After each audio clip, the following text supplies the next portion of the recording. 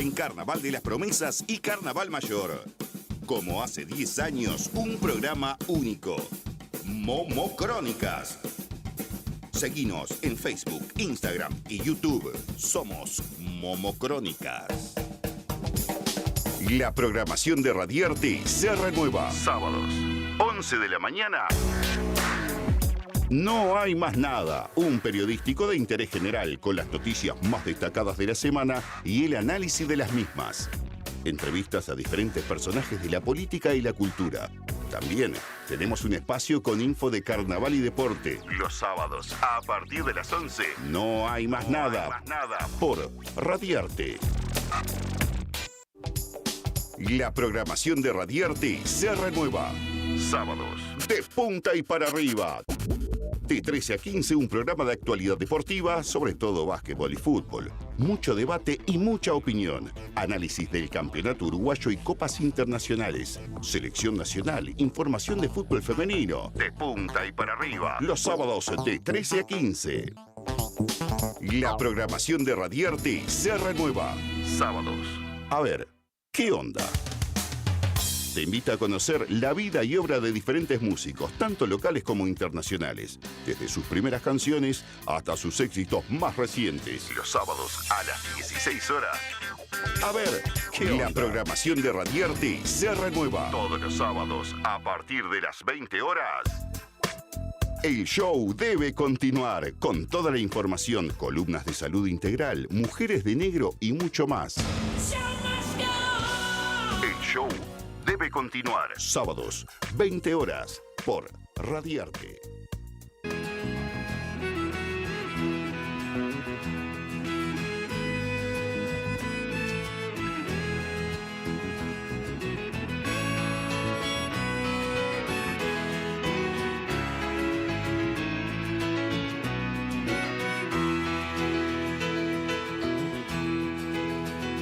Ayer se fue, tomó sus cosas y se puso a navegar.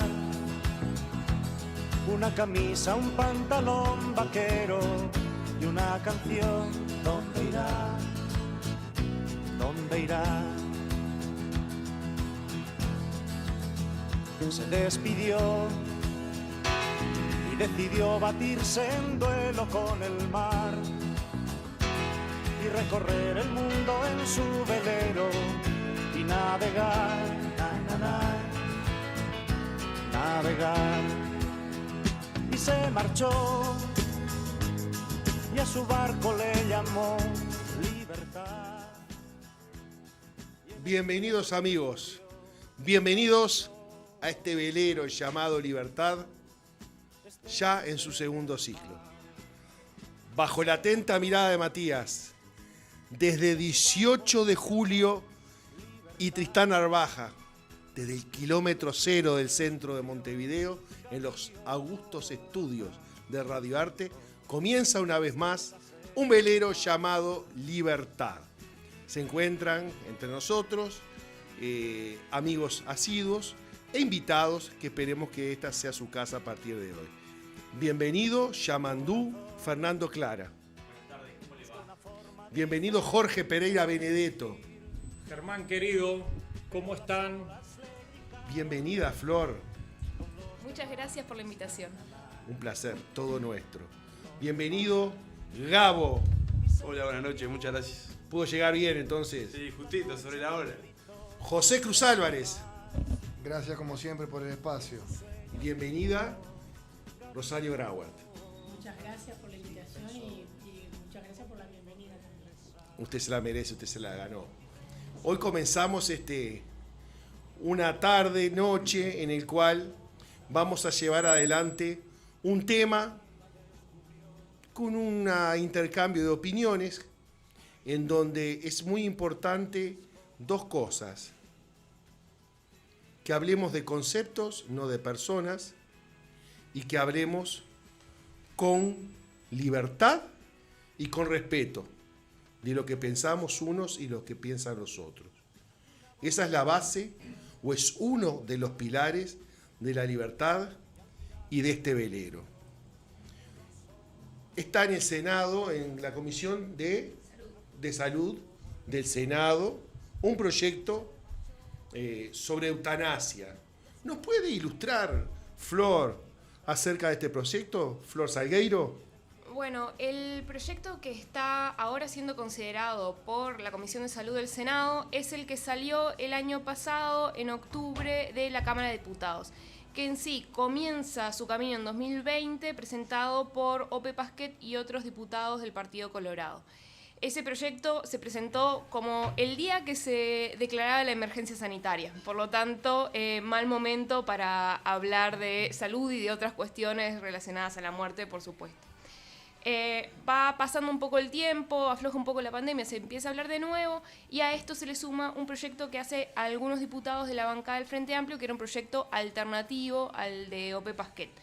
Por suerte y con la madurez política que nuestro país a veces sabe tener, estos dos proyectos se unificaron en un proyecto que tomaba como la versión más liberal de la propuesta de Ope Pasquet con la versión de derechos del Frente Amplio en un proyecto que quedaba a medio camino entre los dos, descartaba algunas cuestiones y agregaba otras. Y ese proyecto fue aprobado en diputados con votos del partido del Frente Amplio, todos los diputados menos uno, algunos diputados del Partido Colorado, algunos del Partido Nacional, el Partido Independiente y el Partido de la Gente. Votaron en contra solamente, así como en su totalidad, Cabildo Abierto y el Partido Ecologista Radical Intransigente. Desde entonces el proyecto no se ha vuelto a tocar. Ahora, después de hoy mismo que se aprobó por unanimidad la Ley de Cuidados Paliativos en el Senado, hoy mismo, recién salida del horno, es que se va a empezar, por lo menos existe el compromiso de que se empiece a tratar en la Comisión de Salud este proyecto de ley en vistas de que antes de fin de año pueda pasar al plenario. Muy bien. Doctora Grauer. Sí. Yo tengo, bueno, primera cosa, yo soy doctora en medicina. Muy o bien. sea, esto no es mi campo de acción, leer leyes, interpretarlas. Pero noté algunas cosas, por ejemplo, algunas definiciones que faltan. Nosotros en medicina hacemos una distinción entre un periodo terminal de una enfermedad y una situación terminal. Es totalmente distinto. O sea, el periodo terminal puede ser 1 año, 2 años, 3 meses, 4 meses. Una situación terminal es una situación irreversible en poco tiempo, pero poco tiempo puede ser un rato hasta 3 meses, digamos. Y entonces, eso es importante definir qué es lo que se entiende por eutanasia. Yo creo que no está definido en el proyecto de ley. Se mezclan conceptos entre lo que nosotros llamamos suicidio asistido, eutanasia pasiva, eutanasia directa, activa. No, para mí, discúlpenme los que saben de leyes, pero esto para mí está muy mal redactado en ese sentido. O sea, yo le habría hecho unos cuantos cambios, porque realmente no quedan claras muchas cosas. Creo que el nombre de eutanasia a esto le queda grande. En realidad es una especie de regulación, así lo entendí yo, corríjanme si no es así, una regulación del suicidio asistido. Ahora hay que saber que este tema no lo inventamos acá en Uruguay. Hace por lo menos 25 siglos, si no mucho más, los pueblos primitivos ya discutían eso. Antes de los helenos, las discusiones entre Platón y Hipócrates, Hipócrates había visto que el poder de los médicos era tan grande que podíamos o salvar o matar a la gente. Y después había creencias populares también, que sigue siendo un tema que divide a la gente, que no es nada nuevo. Muy bien. Salgueiro, la doctora Grauer señala algunas carencias en cuanto a la redacción de la ley. ¿Quiénes participaron de esta redacción? Bueno, esta ley siempre es muy difícil como el proceso legislativo, y yo que fui parte de algunas de esas discusiones puedo dar fe que era bastante complejo llegar a términos que fuesen lo suficientemente restrictivos como para no dar lugar a algo que pudiese llevar a comportamientos abusivos, pero al mismo tiempo lo suficientemente amplios como para no dejar a ninguna de las situaciones que se pretendía legislar afuera. yo conversaba con un diputado del Frente Amplio, el médico Luis Galo, que decía, la idea de esta ley, si fuese por mí, sería que solo alcance a un cáncer en estado terminal que ya sea irreversible, que no haya ninguna esperanza de que se cure, que alcance a enfermedades como la esclerosis múltiple, la esclerosis lateral amiotrófica, enfermedades que son degenerativas y que en sus últimas etapas pueden hacer la vida muy difícil, y que alcance a una persona tetrapléjica. Pero lo que me decía es que por cuestiones de técnica legislativa no se puede decir vamos a poner estas tres cosas, porque podría haber una persona que tenga en espíritu una situación prácticamente igual, pero que si no estaba en la ley taxativamente quedaría fuera.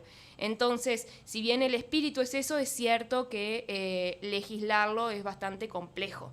En todo caso, lo que no estoy de acuerdo con la doctora es que se trate de un suicidio asistido, porque eso estaba en el proyecto original del doctor Ope Pasquet, y eso fue algo que se fue descartando. En sí, la diferencia entre eutanasia y suicidio asistido que existe en otros países es, en última instancia, quién aprieta la jeringa. Si es un médico, se trata de eutanasia. Si es suicidio asistido, es el mismo paciente el que va en un último momento a tomar la medicina, apretar la jeringa o lo que sea. En Uruguay, para que sea como un poco más restrictivo y para asegurarse de que esto está en el marco de una práctica, digamos, regulada por profesionales que tienen sus criterios de acuerdo a su carrera, se decidió que sea solo eutanasia. Entonces ahí ustedes podrán haberlo visto, en el artículo 2 se hace, y el artículo 2 fue el que definitivamente más trabajo llevó, justamente por esto de acotar las definiciones, el universo de aplicación de quiénes y en qué circunstancias estarían habilitados a pedirlo. De todas maneras, es cierto que una ley siempre va a ser, tiene que ser suficientemente amplia para que después los decretos reglamentarios son los que expliciten algunas cosas que obviamente en una ley no corresponde que quedan. Muy bien, Zagueiro. Bueno, mira, yo te lo voy a poner como hombre de derecho, liberal y te diría que no agnóstico, sino ya te diría ateo, ¿no? Digo, esto es lo más objetivo que puedo ser y no quiero ser autorreferencial, pero pasé por situaciones semejantes. Yo ya, al ser escribano y tener el ADN, yo ya estoy mirando que dice psíquicamente apta, el de artículo 1. Psíquicamente apto, estoy de acuerdo con la doctora, digo, hay que ser muy riguroso en los términos que se usan.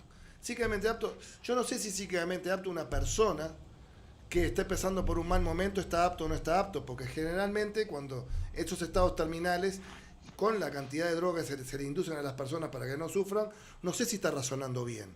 Entonces ya entramos en algo subjetivo. No sé razonamiento. Entonces yo quiero hacer y tocar mi cuerpo como a mí se me da la gana, pero tengo que empezar a hablar por ese lado. Además, habla de médicos, doctora. Acá no habla de psiquiatras. Y yo creo que un psiquiatra tendría que intervenir en esto, porque si a un pianista se le corta la mano, yo creo que va a estar lo suficientemente deprimido, aunque no sea una enfermedad terminal, como para querer suicidarse. Exacto. Entonces, eso para mí hay que ser muy riguroso con la ley esta. Por otro lado, habla de dos médicos. Bueno, si dos médicos pueden ser 3, 4, 5, 6, capaz que ninguno se pone de acuerdo, porque los médicos tienen distintos puntos de vista y distinta formación. Entonces, también, el artículo 2 dice terminal. Terminal puede ser una semana, 2 meses, 3 meses, 4 meses. Digo, el terminal siempre es a ojo y depende del estado de ánimo del paciente. Hemos visto casos terminales que mágicamente el terminal de 2 semanas resultó que fueron 6 meses, 1 año, y capaz que se le puede estirar la vida para que pueda ver a sus nietos, un nieto no nacido, se reúne la familia para los cuidados paliativos. El cuidado paliativo, además, yo no sé por qué es que les dan de alta en los sanatorios para cuidado paliativo a personas que han aportado toda la vida a la salud pública, y ese cuidado paliativo se lo tiene que bancar la familia. O sea, si yo estoy en una sociedad médica durante toda una vida en una sociedad médica, yo no me tengo por qué estar cuidando a mi padre o a mi madre durante el periodo más triste de la vida. O sea, Yo creo que esa cama tiene que estar hasta el término de la muerte y no lo tiene por qué decir un médico, que yo no sé si no necesita la cama esa, porque cuesta más caro mantener a esa persona viva durante esos meses que probablemente toda la vida aportando. Así que es una introducción de los reparos que tengo contra la ley. Luna, por favor. A los 3 reparos, por lo menos, que observé que mencionaste, al primero, sobre la cualidad de psíquicamente apto, lo que creo que es la intención del proyecto es obviamente que sea, no sé, corregime si me equivoco, pero antes de que empiece, o sea, a inducirse a través de medicamentos, lo que vendría a ser una sedación, o sea, una etapa del paciente en el cual indiscutiblemente pueda inequívocamente dar su voluntad de forma asertiva. Libre, sin presiones y reflexionado. Esos creo son los 3 términos que se ponen en la ley. Libre no somos ningunos en ninguna enfermedad. La doctora sabe que estamos siempre dependiendo del consejo profesional, porque yo no me puedo autocurar, o sea, yo siempre dependo de un médico. Por eso yo decía que acá faltan definiciones. La primera que falta es definir qué es lo que eutanasia, qué es. Por lo menos en la versión que yo tengo, no sé si fue corregida después, eso no lo sé. En la versión que yo tengo dice eso. Faltaría esa definición. Y además, importa también saber que hay, lo que decías tú, de que la gente que lee 2 semanas, yo tengo experiencias de varios casos, que el asunto fue aliviar el dolor, aliviar al máximo. Y después, hay un tema que no es menor, es que en esto el cuidado paliativo está nombrado así nomás y no se deja ni siquiera un capítulo a la parte económica de la infraestructura que se precisaría para esto, las interconsultas, la medicación. Digo, para mí esto no tiene que estar, o de lo contrario no es necesario legislar, o de lo contrario hay que definirlo mejor. Muy bien, doctora. Yo quiero un par de minutos para staff, para Pereira, para Clara, y después volvemos a Flor, a los invitados. Adelante, Clara, por favor, una pequeña reflexión, después Pereira, Benedetto. Gracias. 2 preguntas. Al final no pudo. Como ciudadano, como... Sáquese la broma. Que la llamaron. La primera, Acopla, si el ¿no? médico se niega a aplicar la eutanasia, ¿se lo va a penalizar por omisión de asistencia? No. Ahí está. Y segunda es, en caso de que la persona esté enferma y no tenga ningún pariente directo, vamos a suponer que sufre de esclerosis o está parapléjico o con cáncer terminal y no tiene absolutamente a nadie en el mundo y no es capaz de tomar la decisión por sí mismo, ¿quién toma la decisión en ese caso? En ese caso no sería aplicable la ley. No, ¿una junta médica no toma la decisión por él? No. A no ser que él dé su consentimiento. Su consentimiento tiene que ser libre y eficaz y válido. Claro. Jorge Pereira Benedetto. Adelante, Jorge Pereira Benedetto. Y ya vamos a Flor y volvemos con la doctora Grauer. A mí me costó muchísimo venir a este programa porque me tocó esa situación con mi señora de 40 años y una niña de 4 años. Cosa que fue durante meses muy pesada. Realmente los cuidados paliativos, tuvo cuidados paliativos, digamos cuando empezó a tener temas refractarios, que ya la medicación no se podía, y trascendió con una tranquilidad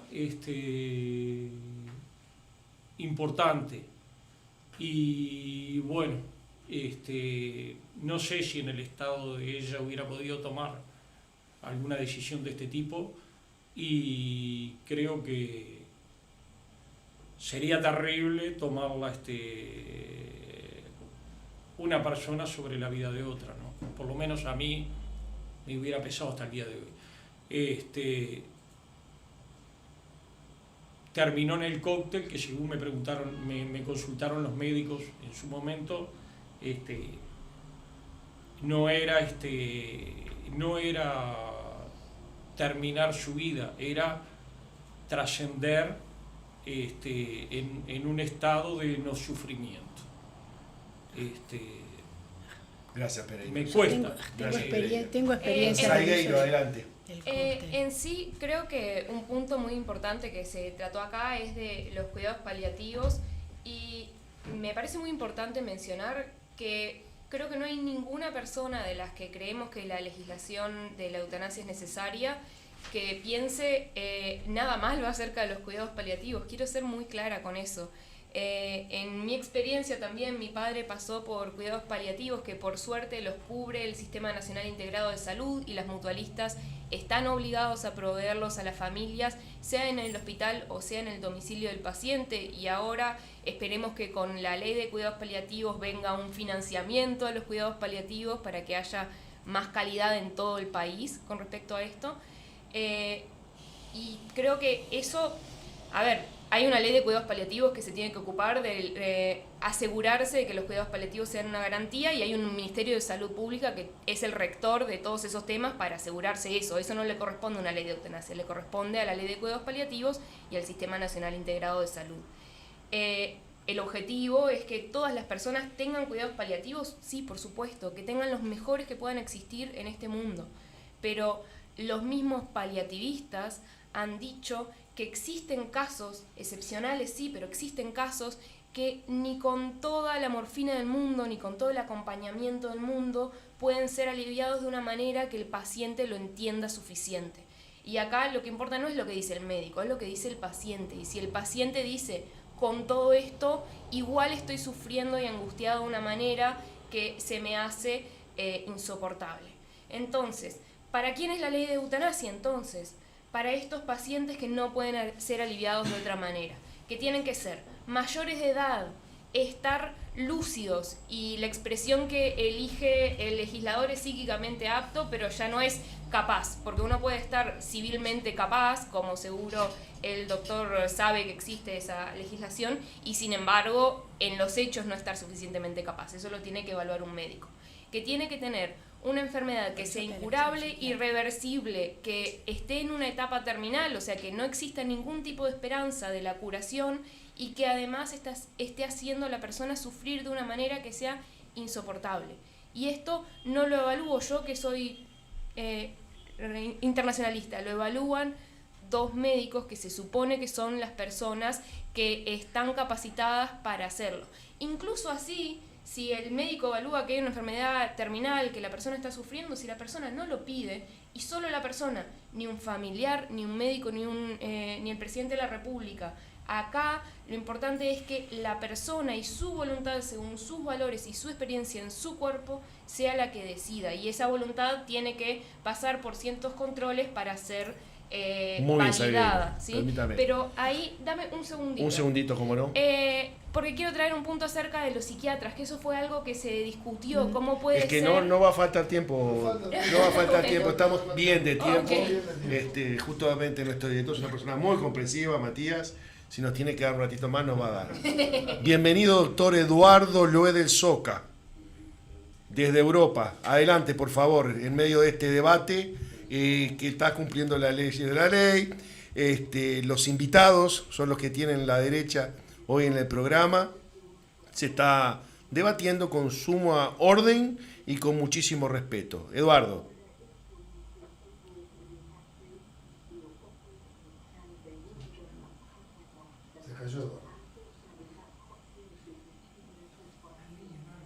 El satélite. Bueno, esperamos un poquito. Adelante, doctora Grauer. Yo lo que quería contar algunas experiencias que he tenido con pacientes, no con familiares. Con familiares tuve alguna triste experiencia, pero digo, no fue necesario llegar ni a eutanasia, ni siquiera a cóctel, pero sí con pacientes. La mayoría de las veces el pedido no es del paciente, es de los familiares, que no soportan ellos el sufrimiento del familiar. Entonces yo creo que el tema del psiquiatra para mí sería fundamental en estas consultas. Que otra cosa que le noté a la ley esta es que hay una inconsistencia si son antes de 10 días, si son después de 10 días, no antes de 10 días. Bueno, eso habría que redactar el texto de vuelta tal vez. Yo lo que quiero hacer hincapié es en que no se aclara periodo terminal o situación terminal. Y una persona en la situación terminal, o sea, cuando ya es irreversible, en poco tiempo, ¿está en condiciones? Me pregunto, ¿yo estaría en condiciones de tomar una decisión?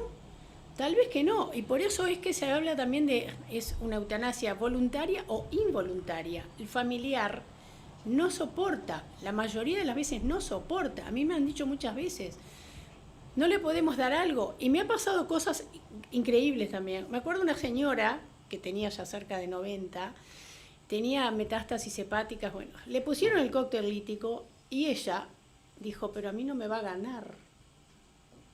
Los hijos estaban desesperados porque querían que se fuera. La señora se sintió bien, casó su suero y se iba a enseñarles a tejer a las otras vecinas de otras habitaciones. O sea, hay que saber también que uno a veces toma decisiones médicas, como inyectar determinada medicación, y no sirve para lo que se solicita. Eso también hay que considerarlo y no sé si alguien lo pensó cuando hicieron esto. Muy bien, Rosario. Bueno, acá taxativamente se nombró enfermedades, ¿no? Mientras se nombraron las enfermedades, hay laboratorios que están tratando de buscar la cura, ¿no? ¿Verdad, doctora? Sí. Y probablemente ELA y otras enfermedades tengan una... De repente nos amanecemos que hay una cura. Y hemos perdido tiempo buscando la forma de terminar con la vida en vez de tratar de ganarla el tiempo, claro, la vida. Eso por un lado. Por otro lado, me parece que pusieron una carreta delante de los bueyes. Primero tenía que ser la ley de tratamiento paliativo.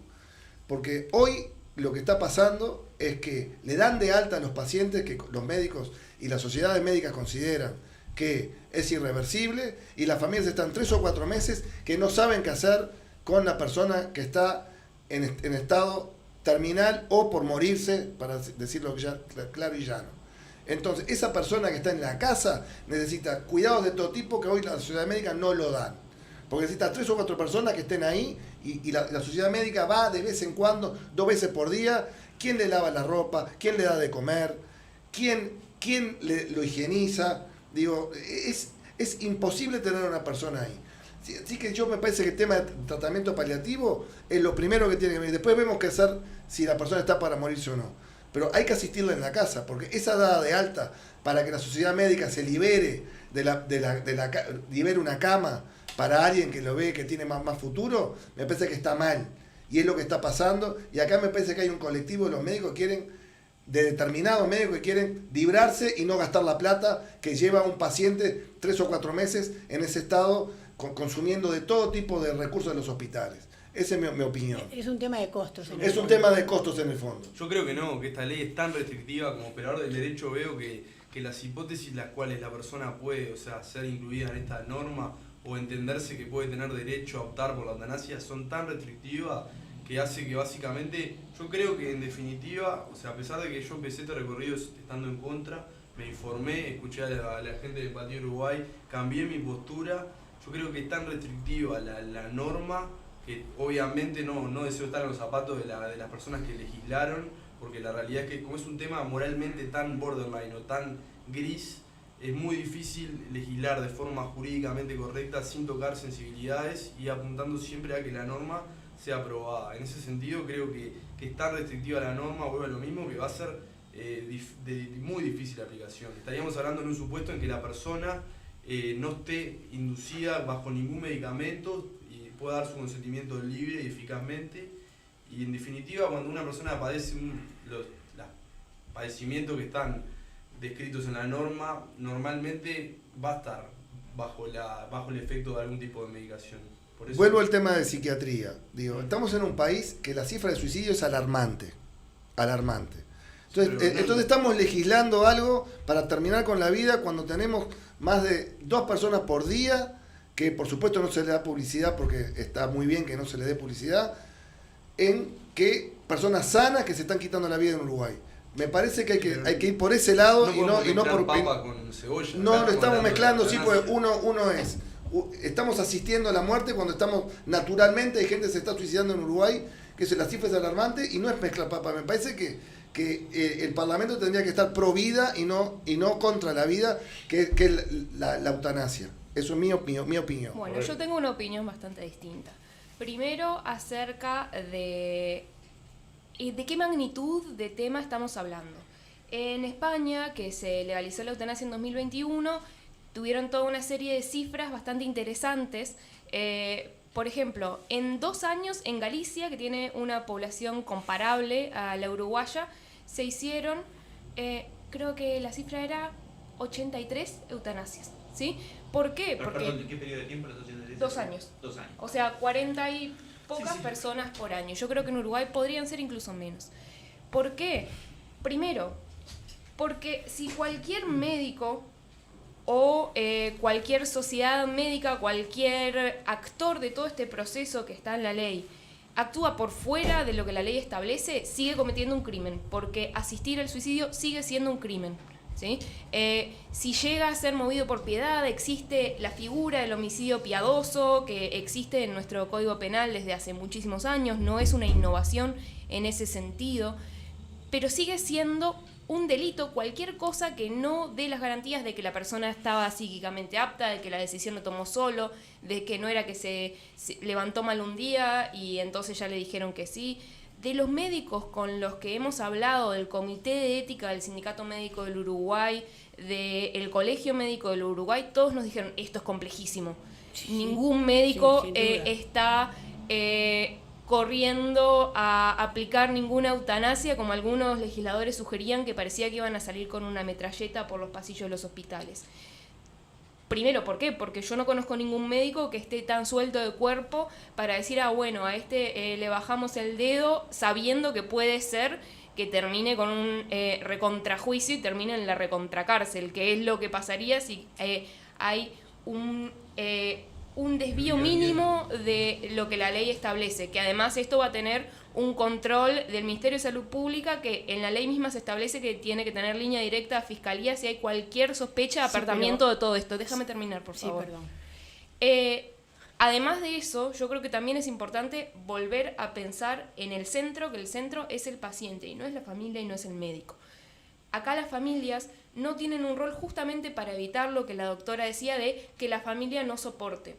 Que yo lo entiendo porque yo lo pasé, que es muy difícil acompañar a alguien en sus últimos momentos. Sin embargo, justamente para evitar que la familia sea la que está diciendo, a mí el que me importa es el paciente que está diciendo. Y si el paciente dice, yo estoy bárbaro y me voy a enseñarle a tejer a las otras personas, es esa la opinión que me importa y no la de la familia.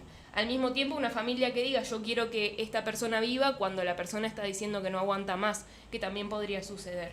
Y acá me parece también muy importante no tener una visión paternalista sobre ese paciente. No decirle a este paciente que es adulto y que está lúcido de nuevo, usted no sabe lo que está diciendo, usted no sabe lo que quiere, porque ese paciente es una persona que tiene su mundo interior, sus valores, su religión, su ideología política, y no la pierde por el hecho de estar enferma. A ver, si está sedada, obviamente no estamos en la situación, o incluso si tiene Alzheimer o si tiene depresión.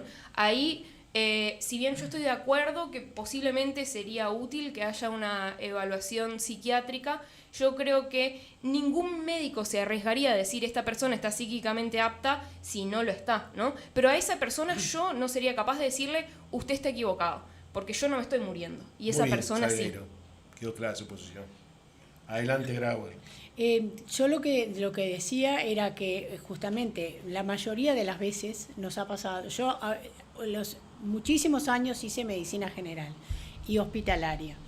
Me pasaba que los que solicitaban para no ver sufrir más al familiar, que fuera la madre generalmente o los padres, solicitaban que les dieran algo para que se fuera de una, así en esas, entre comillas.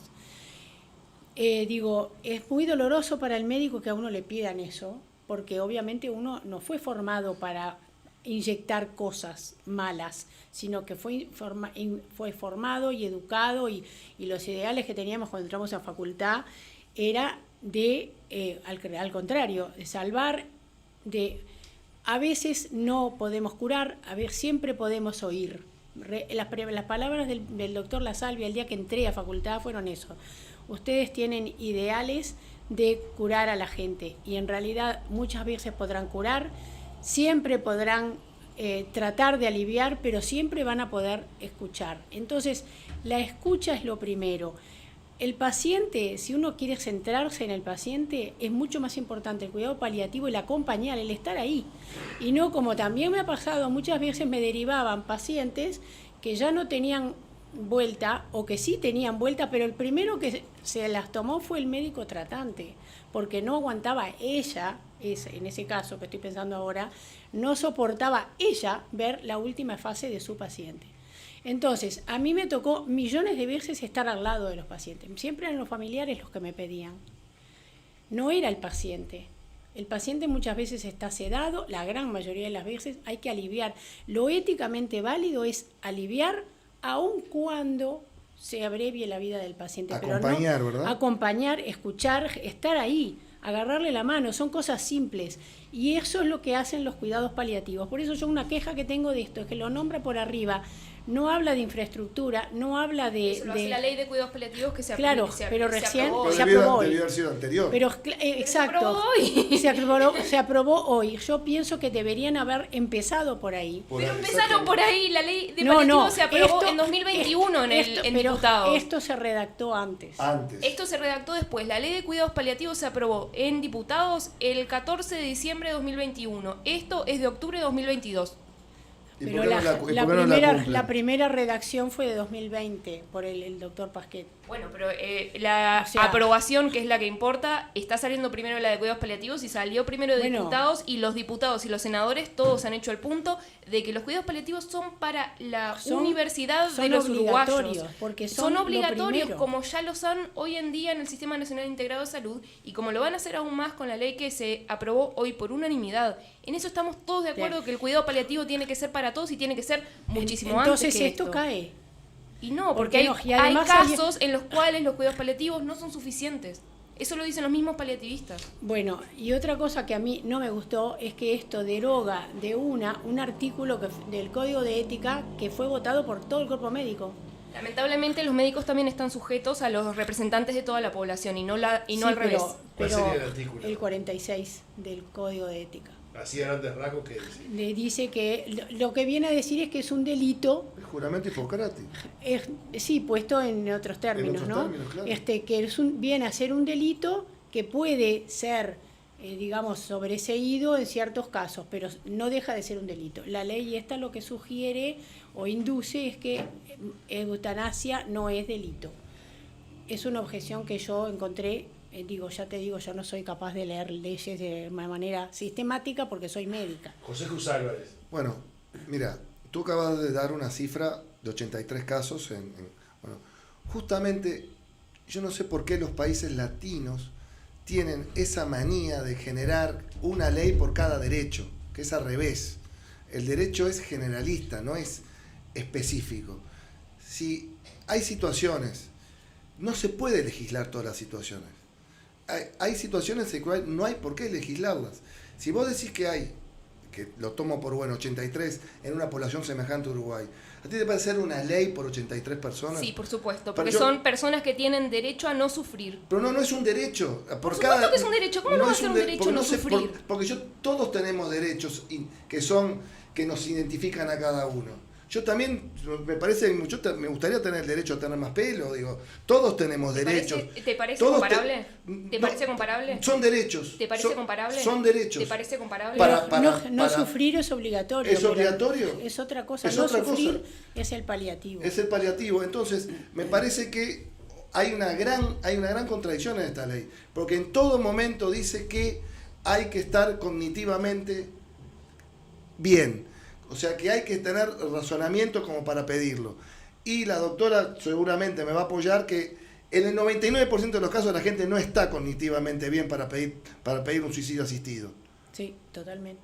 Entonces me parece que hay una gran contradicción. En esos casos no sería aplicable la ley de eutanasia. O sea, estamos regulando, prueba lo mismo. O sea, la técnica legislativa de este tipo de normas que bordean lo gris, lo éticamente correcto, lo moralmente adecuado, son normas de difícil redacción. En este caso, yo creo que en las situaciones en las que plantea el escribano no sería viable la aplicación de esta norma, Por eso entiendo que en términos generales sería inocuo, y si bien comparto que podría tratar de evitarse legislar específicamente para cada situación, también entiendo que debe contemplarse diferentes hipótesis, diferentes normas aplicables, porque si no, o sea, sería aplicable, por ejemplo, en un caso en el que todos partamos de la misma base, todos tengamos los mismos derechos y las mismas obligaciones. Y como eso no se da en la realidad, yo creo que está bien salvaguardar ciertas situaciones que parten de bases diferentes, si no es muy complicado. Pero entonces 2 minutos, le damos descanso. ¿Es necesario? Entonces, le damos 2 minutos de descanso a las invitadas, Clara, Pereira, y volvemos con Salgueiro. José, lo que mencionaba me hace acordar lo que pasó con mi padre en casa. A mi padre lo diagnosticaron de cáncer cuando tenía 74 años, le dieron 7 meses de vida y vivió 9 años, casi. Sufrió mucho, obviamente, ¿no? Durante esos 9 años, pero él tomó una actitud diferente, él amaba la vida. Entonces él siguió haciendo su vida normal dentro de lo posible, con todos los tratamientos que le costaron muchísimo dolor, se pueden imaginar, durante todo ese periodo de tiempo, hasta que lamentablemente tuvo un accidente que se resbaló y se cayó y no pudo caminar más. Entonces ahí nosotros, en mi familia, ya sabíamos que era algo inminente. Entonces le dijimos, bueno, papá, ¿qué querés hacer? Dijo, yo quiero morir en mi casa.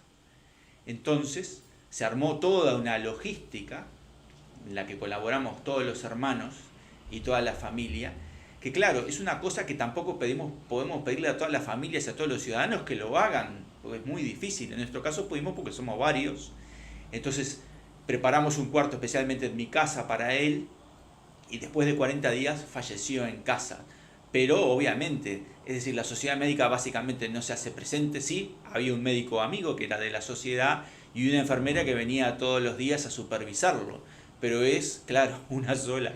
Es un gasto muy oneroso, más el estrés de él, que sabe que está en esa situación porque estaba consciente, y el de la familia, que sufre, particularmente el caso de mi madre. Pero claro, es una cosa que es, después de estar pagando una sociedad médica de 50 años.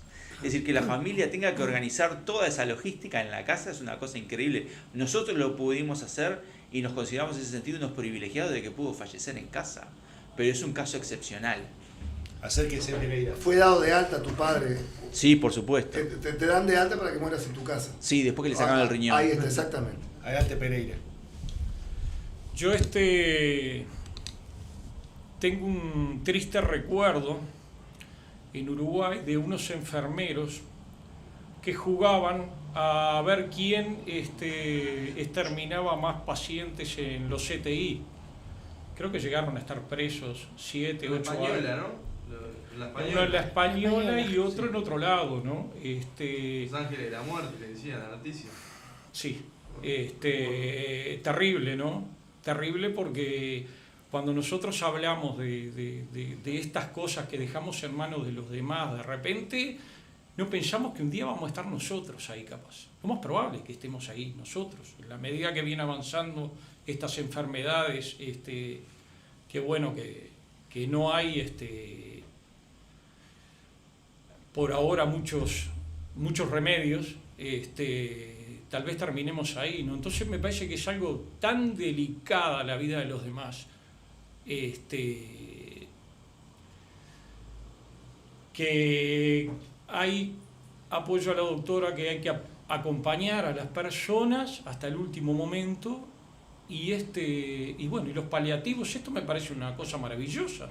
Capaz que podían esperar los resultados, porque realmente... Muy bien, Pereira. Se viene la última parte del programa, estamos hablando de 15 o 20 minutos. Como buenos locales tenemos que darle la derecha a los invitados en esta parte. Flor, 3 minutos. En realidad, yo lo que invitaría es a la audiencia a que lea el proyecto y también a que nos sigan en la organización a la que yo pertenezco, que se llama Empatía Uruguay, en la que no hay se gente... imaginen que estamos por terminar, falta bastante yo todavía. sé, pero igual. Porque ahí hemos hecho un trabajo junto con profesionales de distintos lugares, incluso también intercambiando con profesionales de otros países, como el presidente de la Real Academia de Medicina de Países Bajos, que nos explicó sobre la situación de la eutanasia y los cuidados paliativos en Países Bajos, que es un país que tiene ambas y que tiene de los mejores cuidados paliativos de Europa, realmente un sistema envidiable. Porque ahí hemos tratado de desarmar varios de estos mitos que a veces, justamente porque es un tema tabú, el de que no nos gusta hablar, se confunden los trapos, digamos, y puede haber mucho ahí. Yo les creo que comparto con todos ustedes que lo que más nos gustaría a cada uno de nosotros y a nuestras familias es estar acompañados, es que nuestros médicos nos escuchen, es que tengamos los cuidados necesarios, sea en nuestra casa, sea en el hospital. O sea, eso es lo que va a pasar para todas las personas, y Uruguay siendo el país que tiene los mejores cuidados paliativos de América Latina, más allá de que falten cosas. Lo que estamos hablando es aquellas personas, aunque sea el 1%, que teniendo todo eso, sufre y sufre de una manera que no se puede aliviar, y que los médicos, con todo su saber y con toda su farmacología, no son capaces de llegar hasta esos últimos sufrimientos. Yo creo que también ahí nos debemos un poco de humildad, de saber que no somos dioses y de saber que hay algunos casos que son desesperados. Y esos casos merecen que los escuchemos, como los que quieren vivir hasta el último momento. Y merecen que no les demos la espalda, que es lo que estamos haciendo hoy en día, porque esto son personas que todos los días los médicos los acompañan hasta que esa persona dice: yo no quiero vivir más. Y eso yo lo viví con mi padre, que tenía todo, y tenía también, fuimos unos privilegiados, la compañía de toda una familia que tenía también los medios, que sabemos que no es fácil para acompañarlo. Pero en eso me parece que también hay que separar un poco, y acá se cruza también un poco tal vez lo religioso o lo que cada uno es, porque capaz que yo digo, si a mí me diagnostican una enfermedad terminal, yo quiero lucharla hasta el último día, quiero vivirla hasta el último día, no me importan los sufrimientos, yo quiero ver a mi familia, quiero estar ahí, y eso de ninguna manera se ve obstaculizado porque exista una ley de eutanasia. Sin embargo, si yo estoy sufriendo de una manera que solo yo puedo entender, quiero que no me ignoren, quiero que haya, por supuesto, todas las garantías para que no se abuse de esa ley de eutanasia, y yo confío no solo en las garantías que los legisladores pusieron, sino también en los médicos del Uruguay, que son personas sumamente responsables, además de toda la institucionalidad de la legalidad, ¿no?, de la parte judicial, por si llegase a haber alguna desviación. Pero que a esas personas no les demos la espalda y no les digamos: mira, vos no necesitas una ley, vos no necesitas que hagamos nada especial por vos, porque vos no existís. Que es un poco lo que me da la sensación que está sucediendo ahora. Y dejar que esas personas también tengan la libertad de elegir cómo irse. Muy bien, Sagueiro. ¿Usted quiere hacer una aclaración antes? No, yo lo que quería hablar, decirlo claramente, es que es una ley demasiado específica para los problemas que tiene el país, para los problemas que tienen todos los países. Yo iría al Pereira Rosell para ver cuántos niños tienen problemas. Yo ya acá veo un tema económico atrás, yo ya veo que hay consejos, yo ya veo que va a haber médicos que van a estar dedicados a esto, veo que va a haber todo ese tema de uniones, de acuerdos, de la sociedad médica que va a recomendar a esto. A mí todo esto me parece demasiado específico. El Parlamento está para el país y no está para el 1% del 1% del 1%. Esa es mi opinión. Yo creo que si la ley de cuidados, no la ley por supuesto porque acaba de salir hoy, la ley de cuidados paliativos me parece que puede suplir perfectamente este otro proyecto de ley. Estoy totalmente de acuerdo con lo que tú dijiste, de que lo que quiere el paciente, o sea, yo no le haría a otro lo que a mí no me gustaría que me hicieran. Lo básico, eso es un principio ético, ¿verdad? Y entonces en la autonomía del paciente, que puede estar velada porque el paciente está imposibilitado de opinar, eso en ese momento justamente hace que la ley no sea aplicable, como decías tú. Yo lo que creo es que lo que hay que hacer es aliviar el dolor, porque el dolor puede ser físico, pero puede ser psíquico. Hay que aliviar el dolor a como sea, pero no me parece necesario hacer un proyecto de ley en este caso, para decir una cosa que en nuestro código tiene, ya hay una ley 18335 creo que es, que justamente apoya la idea de que el paciente tenga que estar aliviado. Lo que éticamente es válido es que el paciente tiene que estar aliviado. Nuestro hasta código el final. es humanista. Es un código humanista el nuestro. Me parece sinceramente que aparte de la mala redacción que tiene esto, porque hasta los tildes están mal puestos, no tiene definiciones que tendría que tener y que entonces lo que causa es confusión. Los médicos somos gente que tratamos de razonar, pero estamos en situaciones límites y obviamente vamos a tener que tomar decisiones y ¿qué hacemos con esto? Hay interconsultas planeadas, hay que definir periodo terminal, situación terminal, hay que definir más. Esto no está bien redactado, insisto en eso. Y lo de los cuidados paliativos me parece prioritario porque es lo que terminamos aplicando los médicos que nos quedamos con el paciente hasta el final. Y doctora, yo sospecho que va a haber una organización que se va a especializar en esto, que va a haber gente ya cobrando para hacer este tipo de cosas. Así que eso es lo que yo sospecho. ¿O Gabo o Flor?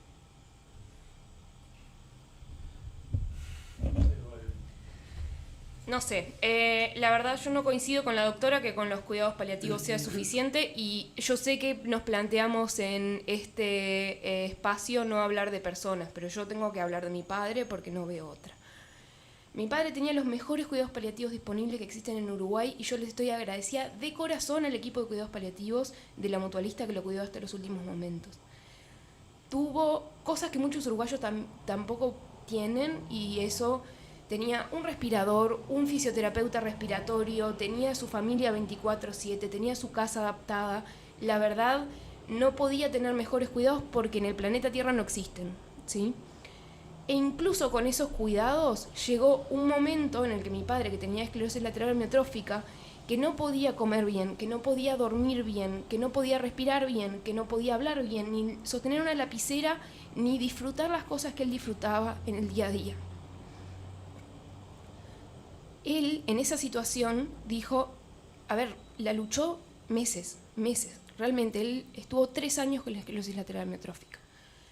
Pero en un momento, después de que nosotros, los equipos de cuidados paliativos que venían casi 2 veces por semana, a veces más, y en un momento venían ya diariamente, nos enseñaron a mi hermana y a mí a ponerle rescate de morfina a la noche por la situación de falta de aire.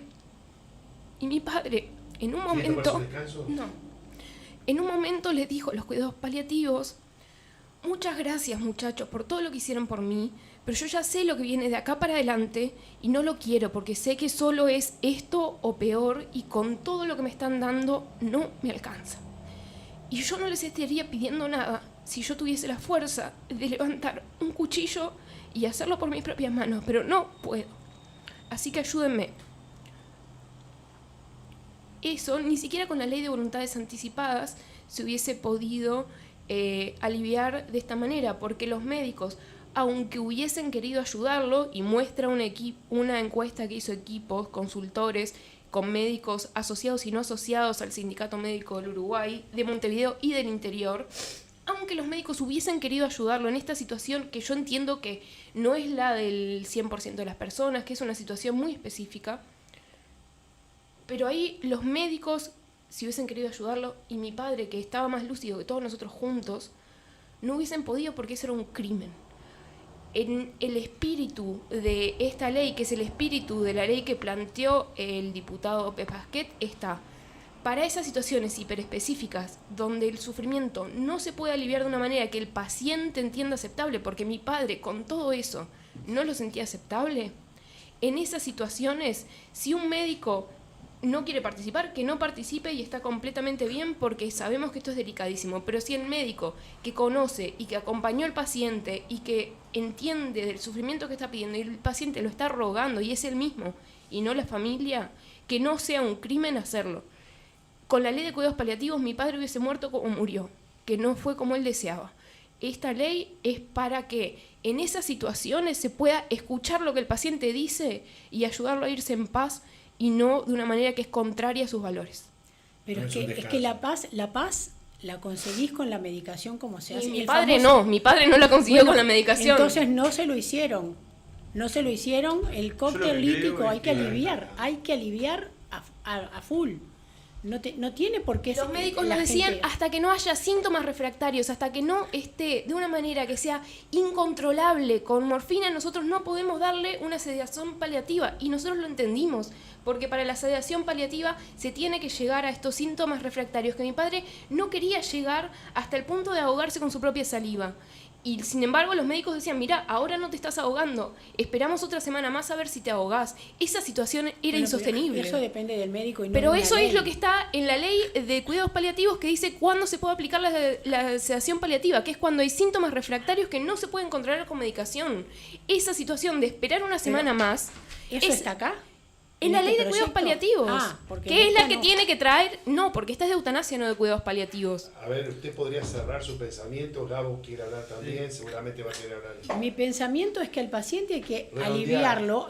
Si es necesario un cóctel lítico, como se le llama a la combinación de medicamentos que a la larga le abrevia la vida al paciente, eso es éticamente válido. Es un tema ético esto. Y ya lo dijimos, desde los albores de la humanidad este tema divide a las opiniones. Sí, yo lo que quería le quiero preguntar, disculpe que lo saque de lo que lo motivó a tomar la palabra. ¿Esto es un tema legal o ético?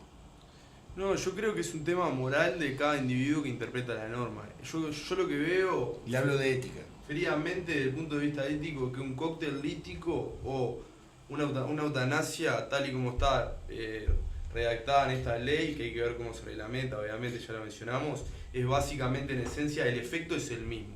¿Cuál es la diferencia moral? Lo explicó muy bien en el Parlamento Pepasquet sobre la teoría del doble efecto de Tomás de Aquino. Si nosotros buscamos generar un beneficio o un bien a una persona y como subproducto generamos la muerte, esa acción es positiva. Ahora, si nosotros voluntariamente queremos acabar con la vida, esa acción entonces no es positiva, es negativa, y en definitiva el efecto es el mismo. Entonces quizás lo que haya en la sociedad en la que vivimos es una hipocresía de no llamar las cosas por su nombre. Si una persona quiere terminar con su vida y tal y como está redactado en la norma, de su voluntad libre y bueno, demás, así opta por eso, ¿por qué no puede hacerlo? Pero el cóctel no es lo mismo. Pero para eso no no es lo mismo que una cosa es matar a una persona y otra cosa es aliviarle los dolores. Lo que te dice el médico del cóctel de por qué él está en condiciones de darle a la persona es porque en realidad él lo que busca es la sedación de esa persona, que el sufrimiento acabe. Si en esa situación se provoca la muerte, no es problema del médico. Pero entonces para eso no es lo mismo. No precisás, se puede no provocar precisás tomando cualquier ley. medicamento, que en cualquier persona de nosotros que nos den un medicamento que de repente tenés un problema, o sea, pero en realidad el cóctel lo que hace es hacerte morir naturalmente. Un parlamento no puede regirse. ¿no? Sí, Uno que alivia los dolores. Le están dando medicación Pero natural, ¿no? un parlamento no puede regirse desde lo específico a lo general. Estamos hablando de casos muy específicos y no se puede generalizar. Todos pasamos por lo que pasaste tú, yo también lo pasé. Pero son casos específicos. No se puede hacer una norma de cada caso específico, porque si no el código tendría 1 millón de leyes. Y no puede ser. Está el tiempo terminado del programa. ¿Qué tal si hacemos 1 minuto más de cada uno? Adelante, doctora, 1 minuto tiene para redondear. Disculpe que le hable de tiempos cuando las manifestaciones humanas están por encima de lo que yo entiendo es que de como hay cosas que de hecho se hacen, que hay una hipocresía, como dice él, no creo que sea una hipocresía. Creo que el tratamiento final del paciente es morir en paz. Y por eso también es una objeción que yo vi en este proyecto de ley que habla de que en la historia clínica hay que poner, si se hace eutanasia, y al lado poner muerte natural. La muerte natural es la que es en paz y sin sufrimiento. ¿Cómo se logra? Bueno, el médico tiene que tomar decisiones, pero también el paciente, obviamente. Si el paciente no está en condiciones, ¿qué hacemos? Entonces pregunto, ¿es necesario hacer esta ley? Por favor, Clara, adelante. Yo lo que tengo para decir es que me voy con muchas dudas de acá y tengo mucho material para leer. Y segundo, bueno, que espero que sea la vida humana en condiciones dignas el valor que nos hermane y que sea el valor supremo. Adelante, Pereira. Yo le cedo a él que lo interrumpí. Yo te interrumpí cuando Me estabas... parece que tenía 2 minutos, te No, ganaste 2 2 minutos. minutos. Bueno, yo en definitiva lo que quería cerrar era eso. Yo encuentro esta norma como, si bien es verdad que es muy específica y es verdad también de que hay que esperar a la reglamentación, encuentro en esta norma una salida para algunas pocas personas que de otra forma transcurrirían lo que le quede de su vida un destino inevitable de sufrimiento, y que en definitiva es muy difícil que yo no encuentro, yo me especializo en derecho de familia, y uno de los motivos medulares por los cuales estaba en contra es porque creía en que los familiares podían ver en este tipo de situaciones que abriría esta norma la posibilidad de heredar prontamente bienes o patrimonio de las personas. La realidad es que es tan restrictiva que es hasta muy difícil conseguir que esto sea un negocio para las sociedades médicas. José Cruz Álvarez. No hay vida sin muerte, no hay muerte sin vida, lamentablemente, y no hay muerte sin sufrimiento de los familiares ni de la persona. Yo lo que le pido, que lo que podemos hacer acá nosotros es tratar de disfrutar nuestra salud y pensar que nos pase con el menor sufrimiento posible para todos, ¿no? Por favor. Yo quiero aprovechar mi minuto además para agradecer el espacio de intercambio, para invitarlos porque esto es un debate que se sigue dando, y justo el jueves 3 de agosto vamos a tener un evento organizado junto con el Partido Colorado y Empatía Uruguay en la Casa del Partido Colorado, que se llama Eutanasia, Libertad de Elegir. Y ahí vamos a tener al secretario del Partido Colorado, el expresidente Julio María Sanguinetti, a la diputada María Eugenia Rosselló, a Mariana Blengio, que es experta en derechos humanos y en bioética y fue parte de la Institución Nacional de Derechos Humanos, y a Leandro Brochado, que es co-coordinador de Empatía conmigo. Y ahí creo que también vamos a tocar varios de los puntos que generan dudas, porque es razonable que este tema, que es tan complejo, las genere. Entonces, bueno, a las 18:30 este jueves 3 en Martínez Trueba 1271 vamos a tener este espacio. Yo creo que si bien es algo que merece mucho debate y merece que lo tomemos en serio y con mucho cuidado para justamente que no haya ninguna situación que quede por fuera de lo que la ley pretende, que es darle más libertad a las personas, que es respetarlas en su individualidad, me parece que darle la espalda o hacer como que esto no está sucediendo, o trabajar como dice acá el compañero Gago, con la hipocresía de que esto sucede en la clandestinidad o más o menos, si tenés algún contacto, la familia pide, el médico está de acuerdo, bueno, darle un marco de normas, de controles, de contrapesos que haga que para estas situaciones, que sí son excepcionales, pero no son pocas, y no por excepcionales merecen menos atención, podamos tener un Uruguay un poquito más justo, tener una normativa que a estas personas no las deje solas como estamos haciendo el día de hoy. ¿Libertad usted acá? Por supuesto, siempre. ¿Usted, doctora? Perfectamente. Porque estamos en un velero llamado Libertad, que hoy se va y vuelve el viernes a las 18:30. No sé si fue lo mejor, no sé si fue el mejor programa, pero quédense tranquilos que lo de hoy fue lo mejor de nosotros mismos en este instante. Muchas gracias, los esperamos el viernes. Bueno, gracias a vos. A ustedes, por favor. Gracias a los invitados.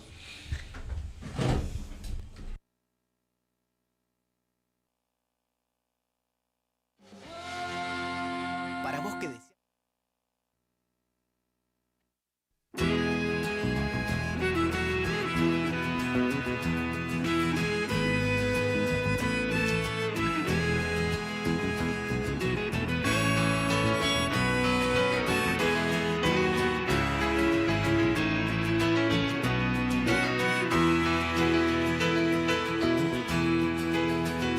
Ayer se fue, tomó sus cosas y se puso a navegar.